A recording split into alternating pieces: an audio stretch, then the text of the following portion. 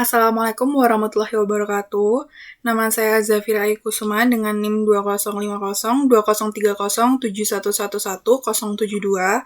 Di sini saya akan menjelaskan tentang bertanggung jawab secara sosial. Bertanggung jawab secara sosial, yang pertama kita perlu mengetahui tentang kewajiban sosial dari sebuah perusahaan atau manajemen. Kewajiban sosial adalah keterlibatan perusahaan dalam aksi sosial untuk memenuhi tanggung jawab ekonomi dan hukum. Namun, interpretasinya masih tentang tanggung jawab manajemen hanyalah memaksimalkan keuntungan. Banyak sebuah perusahaan-perusahaan besar berkata bahwa perusahaan akan mencapai lebih banyak kebaikan sosial dengan sekedar berfokus pada laba perusahaannya dibanding dengan berfokus pada program tanggung jawab sosial itu sendiri. Nah, dari sini kita harus meningkatkan pemahaman tersebut menuju ke responsivitas sosial. Responsivitas sosial adalah bentuk perusahaan terlibat di dalam beberapa aktivitas sosial yang populer. Contohnya adalah perusahaan Facebook. Setelah terdapat tsunami Jepang yang cukup besar, perusahaan Facebook membuka laman khusus untuk tsunami Jepang, sehingga penggunanya bisa melihat bagaimana cara menangani tsunami, bagaimana cara mencegah tsunami, bagaimana ciri-ciri akan terjadinya tsunami, menuju ke laman Facebook tersebut. Lalu, perusahaan Ford Motor adalah perusahaan pertama yang mendukung pendapat untuk tidak melakukan penggunaan handphone pada saat mengemudi. Seperti itu contoh aktivitas sosial yang populer. Lalu selanjutnya, setelah dari responsivitas sosial, kita menuju ke tanggung jawab sosial. Nah, tanggung jawab sosial yang sebenarnya ini adalah tanggung jawab yang melampaui kewajiban hukum dan ekonominya.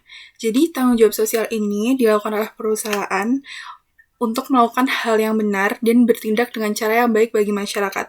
Jadi, perusahaan ini tidak sebatas memikirkan keuntungan atau memikirkan uang, tapi karena melakukan hal yang benar. Ada perusahaan elektronik terbesar di Amerika Serikat. Perusahaan ini merespon peningkatan biaya energi dan keprihatinan lingkungan dengan mematikan lampu sesering mungkin dan mengurangi pemakaian pendingin dan pemanas.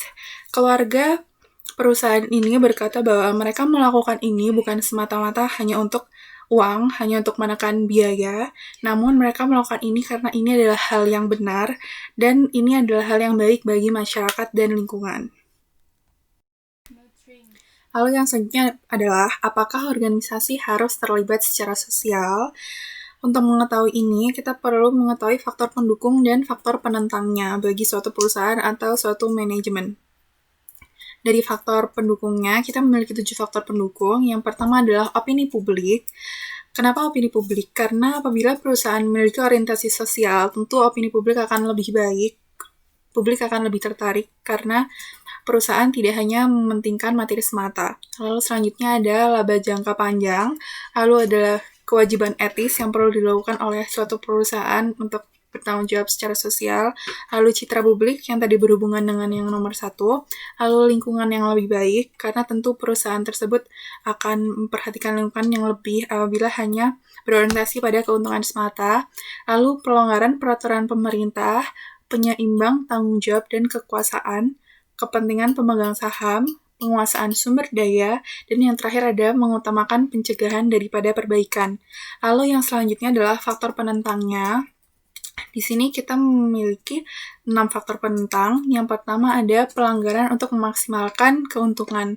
Tentu kalau misalnya kita melakukan tanggung jawab sosial, pasti ada biaya yang diperlukan untuk melakukan hal tersebut. Lalu selanjutnya ada pengaburan tujuan, di mana tujuan suatu perusahaan tentulah lebih berorientasi pada keuntungan. Lalu biaya yang tadi berhubungan dengan nomor 1, lalu terlalu banyak kekuatan karena memiliki tujuan dan memiliki orientasi sosial juga, lalu selanjutnya kekurangan keahlian, lalu selanjutnya kurangnya akuntabilitas. Lalu apakah organisasi perlu terlibat secara sosial? Tentunya tindakan sosial ini tidak merugikan kinerja ekonominya. Namun, manajer mungkin harus mempertimbangkan masalah dan tujuan sosial ketika mereka melakukan aktivitas perencanaan, pengelolaan, kepemimpinan, dan pengendalian pada organisasi tersebut. Assalamualaikum warahmatullahi wabarakatuh. Saya Yulia Oktiska Putri dengan NIM 20502003001097 akan mempresentasikan tentang Green Management atau manajemen hijau. Di sini, apa sih yang dimaksud dengan Green Management atau manajemen hijau? Baiklah, saya akan menjelaskan. Manajemen hijau atau Green Management adalah sepangkat proses standar dan praktik yang dibutuhkan oleh suatu perusahaan untuk meningkatkan keberlanjutannya dengan merencanakan, melakukan, serta mengevaluasi dan mengatur kebijakan lingkungan. Manajemen hijau adalah sebuah bentuk manajemen yang mempertimbangkan dampak organisasi terhadap lingkungan alam. Poin pertama yaitu tentang pendekatan Green Management. Nah, di dalam Green Management atau manajemen hijau, terdapat salah satu model pendekatan untuk mengevaluasi komitmen suatu perusahaan terhadap tanggung jawab lingkungan, yaitu adalah model nuansa hijau atau Shade of Green. Berikut ini, pendekatan nuansa hijau dikemukakan oleh Freeman itu berdasarkan tingkat sensitivitasnya terhadap lingkungan, yang mana Freeman membaginya menjadi 4 tingkatan. Yang pertama, yaitu disebut dengan pendekatan legal atau juga disebut dengan pendekatan hukum. Yang kedua, ada pendekatan pasar. Yang ketiga, ada pendekatan stakeholder. Yang keempat, disebut pendekatan aktivis. Teman-teman pasti bertanya kan, apa yang dimaksud dengan 4 pendekatan tersebut? Di sini, saya akan menjelaskan satu persatu dari pendekatan-pendekatan tersebut. Yang pertama, disebut dengan pendekatan legal atau pendekatan hukum. Pendekatan ini merupakan pendekatan terendah atau tingkat pertama, yang mana ditandai dengan gradasi warna hijau muda. Di sini, perusahaan cukup melakukan apa yang diperlukan untuk memenuhi kebutuhan hukum. Mereka mematuhi hukum, peraturan, regulasi tanpa harus berusaha melawannya secara legal. Yang kedua, ada pendekatan pasar. Pada pendekatan pasar ini, perusahaan menyediakan produk yang bersahabat atau yang bersifat ramah lingkungan, karena pelanggan menginginkan produk yang semacam itu. Bukan hanya karena komitmen manajemen yang kuat terhadap lingkungan, tetapi karena untuk memenuhi selera dari pelanggan dan konsumen. Selanjutnya itu ada pendekatan stakeholder. Yang dimaksud stakeholder di sini yaitu adalah karyawan, pemasok barang, serta komunitas yang ada di perusahaan. Di sini perusahaan berupaya merespon segala sesuatu atau segala persoalan terhadap lingkungan yang diajukan oleh stakeholder. Selanjutnya yaitu ada pendekatan aktivis. Pendekatan ini merupakan pendekatan tingkat tertinggi atau sering disebut sebagai pendekatan dengan gradasi hijau tua. Pada pendekatan ini, perusahaan selalu berusaha mencari cara untuk melakukan konservasi terhadap sumber daya yang ada di bumi. Poin kedua yaitu ada strategi manajemen hijau atau Green Strategic Management. Dalam menjadikan perusahaan yang bernuansa hijau atau ramah lingkungan, maka di sini diperlukan Green Strategic Management atau strategi manajemen hijau, yaitu suatu proses yang berulang secara terus-menerus yang bertujuan untuk menjaga sebuah organisasi secara keseluruhan dapat sesuai dengan lingkungannya atau berkaitan dengan kinerja sebuah organisasi di suatu perusahaan. Green Strategic Management memiliki beberapa indikator, yaitu antara lain reduce, recycle, reuse, dan recovery yang berpengaruh terhadap sustainable competitive advantage suatu perusahaan yang memiliki indikator tidak dapat ditiru, tidak ada substitusi, dan memiliki nilai tambah pada citra perusahaan, yaitu berupa reputasi dan kredibel. Green Strategic Management memiliki 6 tahap. Di antaranya yaitu yang pertama, menentukan model green management yang dibutuhkan untuk kegiatan pengembangan yang berkelanjutan. Yang kedua, itu memulai bekerja. Itu dapat dilakukan dengan cara mengurangi limbah dan melestarikan sumber daya alam. Yang ketiga, memahami agenda green management secara keseluruhan. Yang keempat, memformulasikan perencanaan green management. Yang kelima, implementasi green management. Yang keenam, yaitu melaksanakan atau memonitoring pelaksanaan green management. Yang ketiga, ada poin manfaat dari green management. Nah, dari beberapa penjelasan pendekatan manajemen hijau dan green strategic management, maka aktivitas manajemen hijau merupakan suatu keseharusan oleh seorang manajemen dalam melakukan usahanya di suatu organisasi. Kenapa? Karena manajemen hijau itu memiliki beberapa manfaat. Di antaranya yaitu yang pertama, dapat mengurangi biaya operasi. Hal ini dapat dilakukan dengan cara mengefisiensikan eksploitasi sumber daya alam, yaitu dengan mengurangi jumlah limbah yang terbentuk, melakukan daur ulang dan memperpanjang siklus bahan baku, serta memaksimalkan konservasi energi. Yang kedua, itu dapat menciptakan lingkungan yang unik dan sukar ditiru. Yang ketiga, dapat menciptakan keunggulan bersaing di antara perusahaan-perusahaan, dapat membantu perusahaan melakukan ekspansi ke pasar global, serta dapat meningkatkan image perusahaan di kalangan masyarakat. Selanjutnya itu ada tindakan evaluasi green management atau tindakan evaluasi manajemen hijau. Nah, setelah melakukan penerapan dan strategi manajemen di suatu perusahaan, maka seorang manajemen perlu melakukan evaluasi terhadap kinerja yang ada di lingkungan perusahaan. Evaluasi tersebut dapat dilakukan dengan cara yang pertama yaitu memberikan laporan mengenai kinerja lingkungan di suatu perusahaan.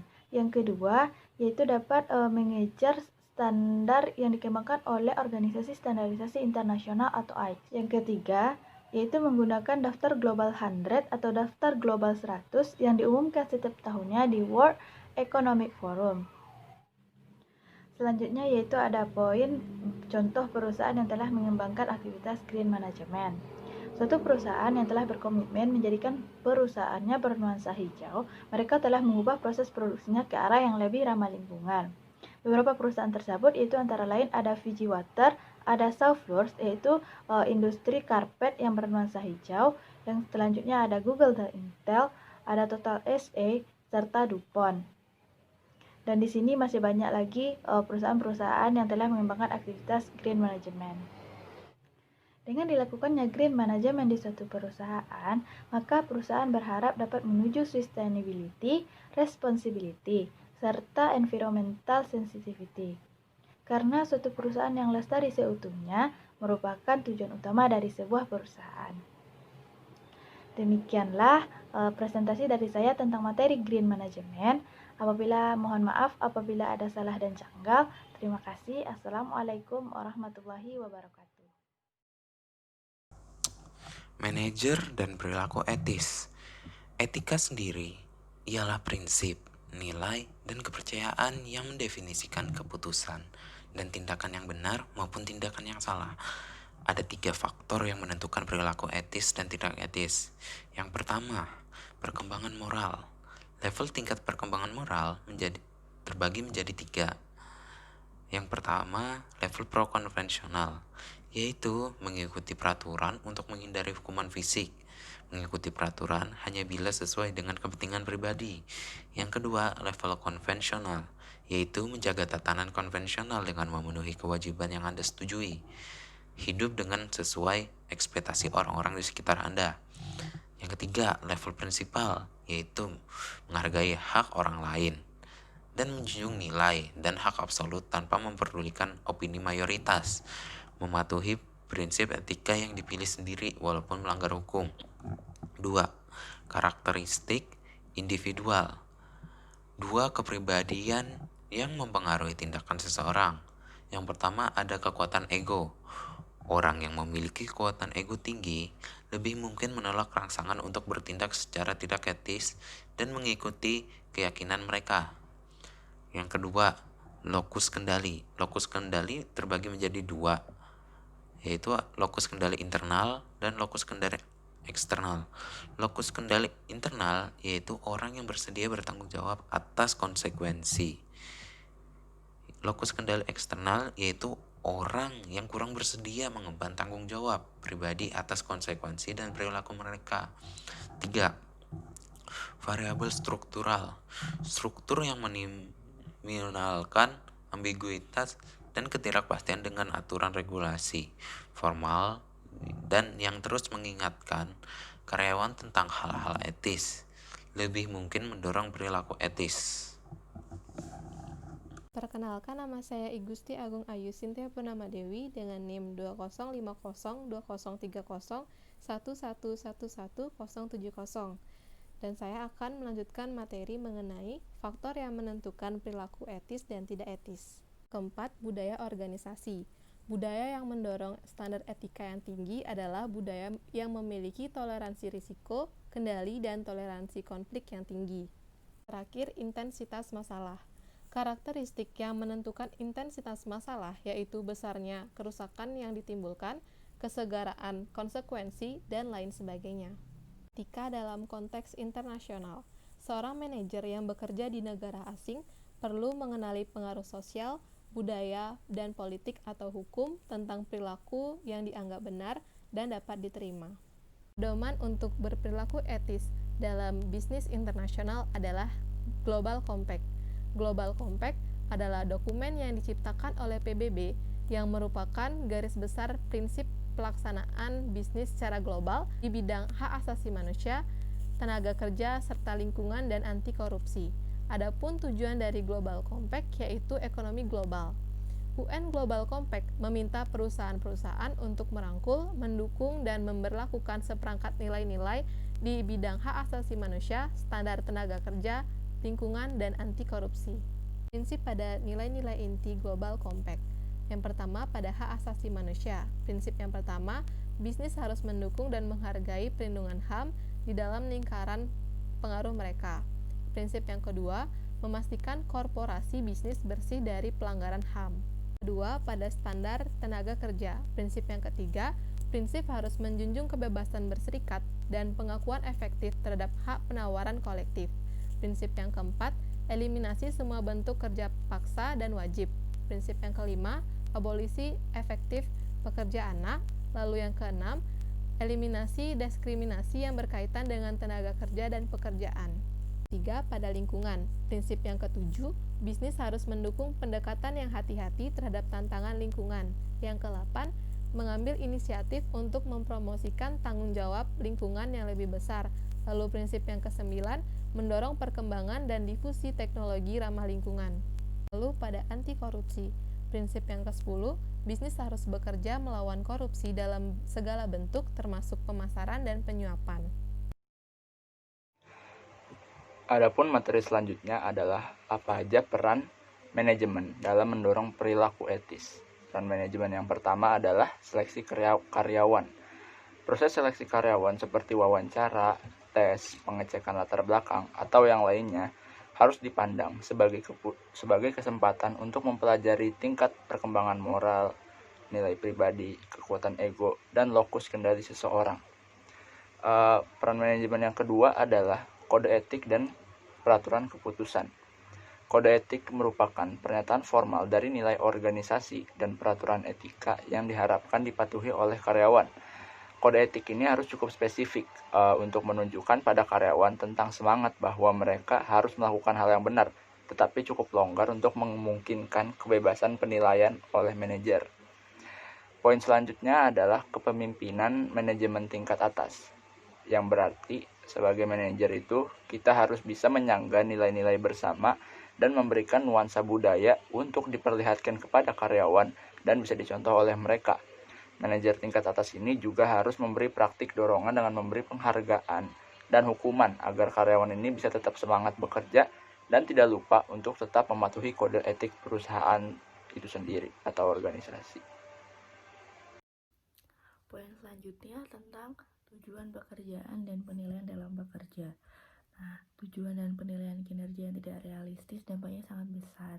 Di bawah tekanan tujuan yang tidak realistis, karyawan yang seharusnya mempunyai etika merasa bahwa mereka tidak mempunyai pilihan kecuali melakukan apa yang diperlukan untuk memenuhi tujuan pekerjaan.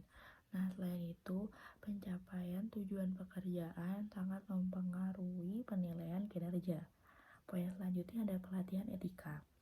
Nah, makin kesini semakin banyak organisasi yang mengadakan seminar, lokakarya, dan program pelatihan etika untuk mendorong perilaku etis. Nah, mereka menyajikan bukti yang memperlihatkan bahwa mengajarkan penyelesaian masalah etika dapat memberikan perbedaan pada perilaku etis, bahwa pelatihan telah meningkatkan tingkat perkembangan moral seseorang, dan pelatihan etika meningkatkan kesadaran isu etika dalam bisnis. Nah, poin selanjutnya yaitu audit sosial independen. Audit sosial independen yang mengevaluasi keputusan dan praktek manajemen berdasarkan kode etik organisasi. Auditor harus bertanggung jawab kepada direksi perusahaan dan mempresentasikan penemuan mereka secara langsung kepada dewan. Pengaturan ini memberikan kekuasaan bagi auditor dan mengurangi kesempatan terjadinya pembalasan dari mereka yang diaudit. Dan yang poin terakhir yaitu mekanisme protektif. Karyawan yang menghadapi dilema etika memerlukan mekanisme protektif agar mereka dapat melakukan apa yang benar tanpa takut mendapat balasan. Kepemimpinan yang beretika. Sifat dan sikap seseorang manajer dapat menggambarkan bagaimana kinerja karyawan yang berada di dalam perusahaannya. Etika merupakan ilmu yang mempelajari tentang apa yang baik dan apa yang buruk, dan hak atau kewajiban tentang moral dan akhlak. Seseorang manajer harus bisa menjadi contoh panutan yang baik bagi karyawan-karyawannya, agar suatu perusahaan dapat berjalan dengan efektif dan efisien sesuai dengan norma dan nilai-nilai yang berlaku di dalam masyarakat. Perlindungan bagi karyawan yang mengangkat isu etika. Pengadu merupakan seseorang yang mengangkat masalah atau isu etika kepada yang lain. Isu etika merupakan hal yang dapat mempengaruhi seseorang individu untuk harus memilih suatu tindakan yang kadang bisa menimbulkan konflik di dalam suatu perusahaan. Maka dari itu harus adanya dukungan privasi karyawan dengan cara memberi kebebasan dan tidak memberi batasan dalam mengangkat masalah isu etika yang terjadi, agar masalah isu etika yang terjadi dalam perusahaan bisa lebih cepat diketahui dan cepat diperbaiki. Masalah isu etika yang terjadi di dalam perusahaan yang tidak segera diatasi bisa menyebabkan kemunduran kinerja suatu perusahaan tersebut. Selanjutnya yaitu bertanggung jawab secara sosial. Bertanggung jawab secara sosial atau tanggung jawab sosial merupakan sebuah intensi yang melampaui kewajiban legal maupun ekonomi suatu organisasi dan perusahaan untuk melakukan tindakan yang baik dan bertindak sesuai dengan apa yang menurut baik oleh masyarakat. Tanggung jawab sosial ini dibagi menjadi dua, yaitu kewajiban sosial dan responsivitas sosial. Kewajiban sosial adalah situasi di mana suatu organisasi dan perusahaan terlibat dalam tindakan sosial sebagai bentuk pertanggungjawaban mereka atau kewajiban mereka terhadap permasalahan sosial dan kebutuhan sosial yang ada.